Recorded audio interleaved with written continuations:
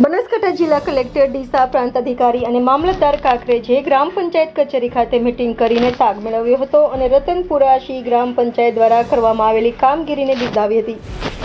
બનાસકાંઠા જિલ્લામાં કાંકરેજ તાલુકાના મુખ્ય મથક શિહોરી ખાતે આવેલ મામલતદાર કચેરીમાં તાલુકા સ્વાગત કાર્યક્રમ કાંકરેજ મામલતદાર ભરતભાઈ દરજી, તાલુકા વિકાસ અધિકારી AM પંડ્યાના અધ્યક્ષ સ્થાને યોજાયો હતો.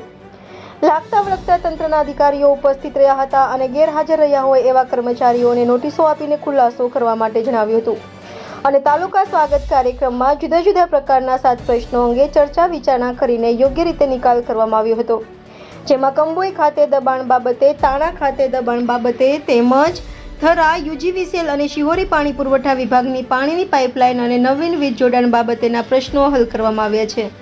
ત્યારે હવે તાણા ખાતે દબાણ બાબતે નોટિસ આપીને દબાણદારોને જાણ કરવામાં આવ્યું હતું. જો કે કંબોઈ ખાતે દબાણ બાબતે પુરાવા રજૂ કરવા માટે કહ્યું હતું, જેમાં સૌથી અગત્યની બાબત વિશે વાત કરીએ તો ગુજરાત સરકારે કરેલા આદેશો અનુસાર બનાસકાંઠા જિલ્લાના કલેક્ટર વરુણકુમાર બરનવાલ અને ડીસા પ્રાંત અધિકારી નેહા પંચાલ સાથે કાંકરેજ મામલતદાર ભરતભાઈ દરજીએ પુરવઠા વિભાગ ઈધરાની મુલાકાત લીધી હતી, જેમાં પુરવઠા વિભાગ દ્વારા રેશન કાર્ડની કામગીરીમાં એક કસલપુરાના અરજદારે કલેક્ટરને રૂબરૂ મળીને વાત કરતા તાત્કાલિક અસરથી રેશન કાર્ડમાં સહી સિક્કા કરી આપ્યા હતા અને કલેક્ટર દ્વારા અરજદારોને પીવાના પાણીની વ્યવસ્થા અને બેઠક વ્યવસ્થા અંગે મામલતદારને સૂચના આપી હતી, જેથી કરીને અરજદારોને કોઈ તકલીફ પડે નહીં અને મામલતદાર કચેરીમાં આવેલ અરજદારો પાસેથી તંત્રની કામગીરી બાબતે પૂછપરછ કરી રહ્યા બાદ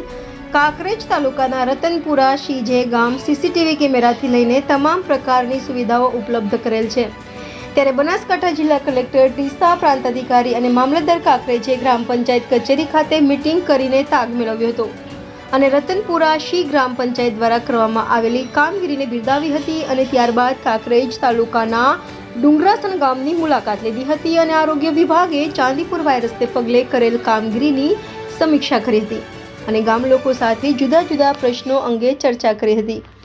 રિપોર્ટર ભગવાન રાયગોર, ઇન્ડિયા 24 ન્યૂઝ, કાંકરેજ.